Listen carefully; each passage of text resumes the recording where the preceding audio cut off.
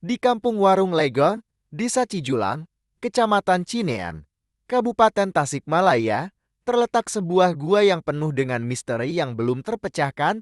Gua tersebut dikenal dengan nama Gua Wulung. Hingga kini, belum ada penelitian ilmiah yang dilakukan terhadap gua ini. Karena kurangnya informasi yang tersedia bagi masyarakat umum, terutama bagi mereka yang gemar berpetualang ke dalam gua.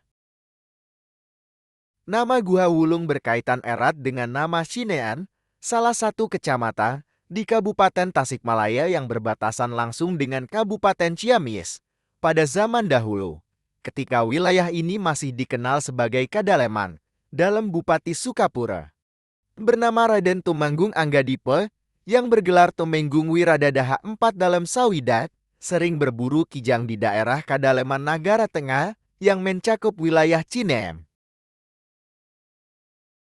Suatu hari, dalam Sukapura bertanya kepada tukang bitur ahli berburu kijang tentang lokasi terbaik untuk berburu. Tukang bitur bertanya kepada penduduk setempat dan mendengar bahwa daerah Cineangci berarti sungai. Niang berarti mendatangi kembali adalah tempat yang banyak kijangnya.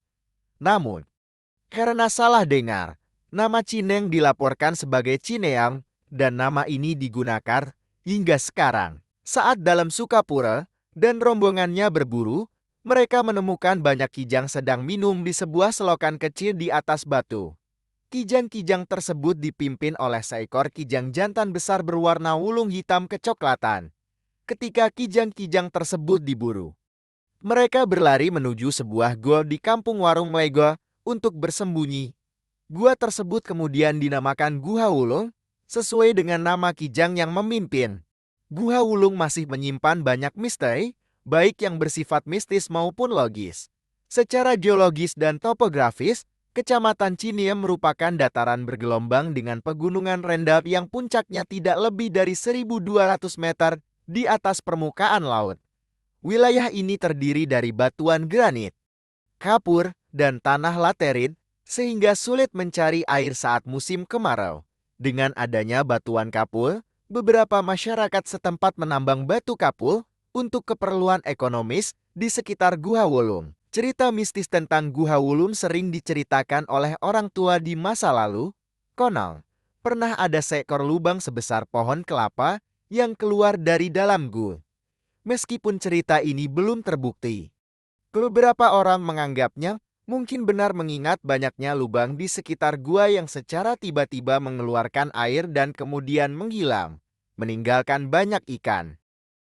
Lubang-lubang tersebut tampaknya seperti lorong yang menghubungkan gua induk di dalam perut bumi.